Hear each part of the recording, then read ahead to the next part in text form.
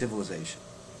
And the reason I would, and it's not that you couldn't, because there's going to be overlap between the terms, but mostly we think about civilizations as when you get very large numbers of people, and they usually build big buildings, and they usually have pretty complicated tools, and the other thing they have is a writing system. So those are like the definitions of it? Well, if you couldn't say that they've lived for so many years, so they have to have built some type of system to survive. That would be called a culture, maybe. But so I think that, and the reason you're interested in that is that you're interested in issues of inequality. You're interested in ways in which people are treated as if they have some sort of weird culture and no civilization, that they're right. And so this issue of civilized people are higher, smarter, better. Because in Wikipedia, I just looked it up. It says civilization is sometimes a controversial term that's used in several related ways. Primarily, the term has been used to refer to the material and instrumental side of human cultures that are complex terms of technology, science, and division of labor. Such civilizations are generally hierarchical and urbanized. In a classical context, people were called civilized to set them apart from barbarians, while in the modern-day context, civilized peoples have been contrasted with primitive peoples. So then technically they wouldn't, but then again, it's defined by hierarchy. Right, but the definition, usually the definitions in social sciences are little kind of covert theories anyway. The way you define it is a theory of what it is. It isn't like what it is, it's just what you call it.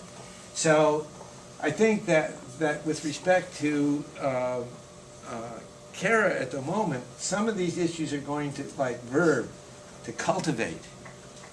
And then if you go back, have any of you gone back and looked at that long lecture of mine with the PowerPoint thing?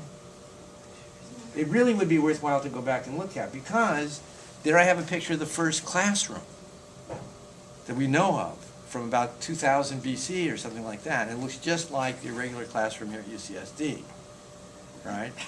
That was the first time, look at what you said, there's a division of labor. I'll bet you almost anything that among the group in the Amazon jungle, there's going to be a sexual division of labor, male, female, and raising of children of some kind, maybe not the kind that we have. There will be a very few specialists, midwives, people who know how to fix broken bones, some amount of specialization, but mostly everybody knows how to do everything, right? Mostly everybody. In our society, does anybody know how to do everything? Oh my God, the division of labor is like when the computer boots up and you don't want it to boot up, or Windows Live Messenger is there. What the hell can we do? We're just completely helpless because we're not in on that division of labor, right? So I think civilization is sort of like that. It involves writing. Notice the word more complex. There are more parts to it. The connections between the parts.